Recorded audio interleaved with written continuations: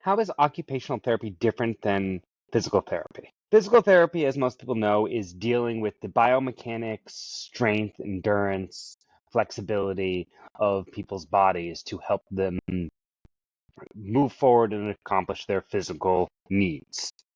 Occupational therapy is a therapy that developed alongside physical therapy, but has its own origins and has always been rooted in meaningful activity. So occupation is meaningful activity, and the two overlap quite a bit.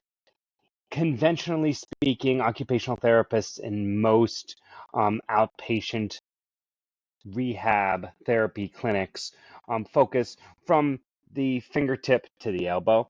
So you have hand therapists are typically occupational therapists. The shoulder can actually be kind of a no man's land in between PT and OT. The reason for this is primarily making sure there isn't duplication of services within a clinic that has both under a bigger context. But there's nothing in the occupational therapy scope of practice that says that occupational therapists can't be working with feet and knees and hips and low back pain and necks. So, as an occupational therapist who has a background in manual therapy and postural support, I take meaningful activity and functionality to include the whole body. So I work wherever the problem is for the client that is getting in the way of their meaningful activity. Range of motion for its own sake isn't of interest to me. Strength for its own sake isn't of interest to me. What is of interest to me as an occupational therapist is how do we get you functioning the way you want to function or need to function to carry out your daily activities. Sometimes this means helping somebody gain some additional flexibility so they can teach a yoga class. Sometimes this means helping someone with their back pain so they can do their yard work.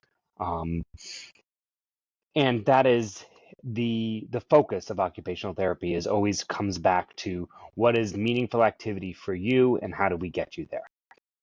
It doesn't mean that physical therapists don't do that, but their goal is primarily a biomechanical approach of of of being able to do being able to have a full range of motion and strength. Whereas as an occupational therapist, I might have a more adaptive approach as needed.